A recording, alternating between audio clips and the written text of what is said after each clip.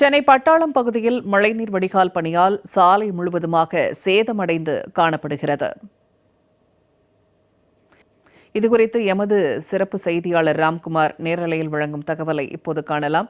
ராம்குமார், தற்போது பட்டாளம் பகுதியில் மழைநீர் வடிகால் பணி நடைபெற்று வருவதனால சாலை முழுவதும் சேதமடைந்து காணப்படுவதாக சொல்லப்படுகிறது. தற்போதைய கள நிலவரம் என்ன?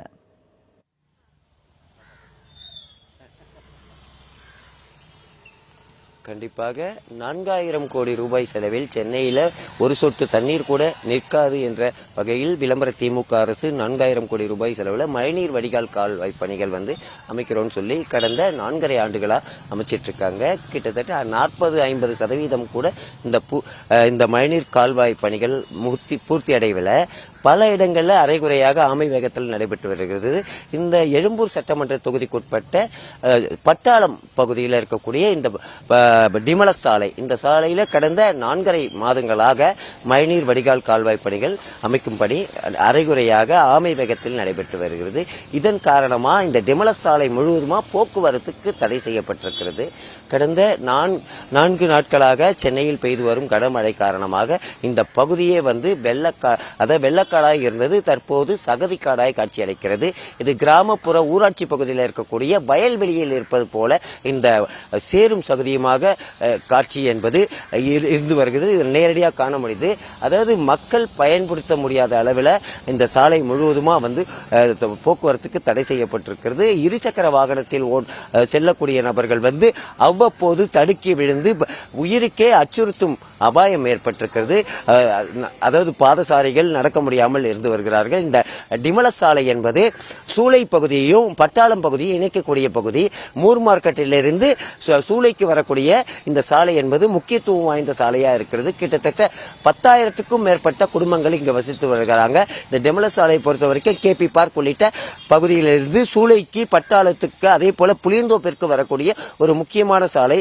ஏற்கனவே இந்த சாலையில மாநகர போக்குவரத்து என்பது தடை செய்யப்பட்டிருக்கு. தற்போது அதாவது இருசக்கர வாகனத்தை தவிர மற்ற போக்குவரத்து முழுவதுமா தடை செய்யப்பட்டிருக்கு. இந்த நம்ம நேரடியாக காண முடியுது. நம்முடைய ஒளிப்பதிவாளர் செந்தில்குமார் அந்த காட்சியை காட்டிட்டு இருக்காரு. கிட்டத்தட்ட கிராமப்புறத்தில் இருக்கக்கூடிய வயல்வெளியில் நாற்று நடும் அளவிற்கு இருக்கக்கூடிய சாலை இருக்கும் நிலம் போல இந்த நிலம் என்பது காட்சியளிக்கிறது. சேரும் சகதியுமாக இருக்கக்கூடிய ஒரு காட்சியை நம்ம நேரடியாக காண முடியுது. கிட்டத்தட்ட 4.5 மாதங்களாக இந்த பணிகள் ஆமை வேகத்தில் நடைபெற்று வருகிறது. ஏற்கனவே அமைக்கப்பட்ட மழைநீர் கால்வாய் போதுமானதாக இல்லை என்ற வகையில் அதை இடித்துவிட்டு மீண்டும் ஒரு பெரிய அளவில் மழைநீர் கால்வாய் பணிகள் நடைபெற்றிருக்கிறது. இதுவும் முழுமையடையாதனால இந்த அதாவது பட்டாளம் மார்க்கெட்டிலிருந்து டிமல சாலையை ஒட்டி இருக்கக்கூடிய கால்வாயை இணைக்கும் பணிகள் நடைபெற்று வருகிறது. அந்த பணியும் அரைகுறையாக இருக்கிறதுனால ஒட்டுமொத்தமா இந்த பகுதியை சகதி கடாய் காட்சியளிக்கிறத நம்ம பார்க்க முடியுது. வரக்கூடிய பாதசாரிகள் எப்போது, அதாவது கரணம் தப்பினால் மரணம் என்ற வகையில் தான் நடந்து செல்கிறார்கள். அதே போல ஆட்டோக்கள் முதல் இருசக்கர வாகனம், அதே போல சைக்கிளில் வரக்கூடியவர்கள், முதியவர்கள் முதல் குழந்தைகள் வரை இந்த பகுதியில் நடக்க முடியாத நிலையில் இருக்குது. அதே போல பள்ளிக்கு செல்லக்கூடிய குழந்தைகள் வெளியே வர முடியாமலும் பெற்றோருடன் வரும்போது வழுக்கி விழும் நிலையும் ஏற்பட்டிருக்கிறது.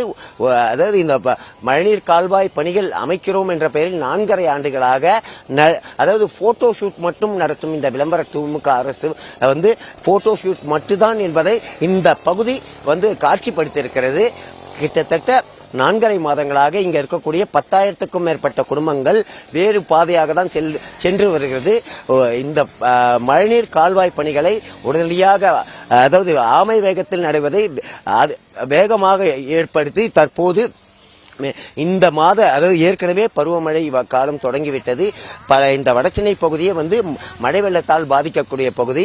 தற்போது அதாவது சொற்ப அளவிலேயே மழை வந்து கொண்டிருக்கிறது. இன்னும் நாளை மறுநாள் புயல் வர இருக்கிறது.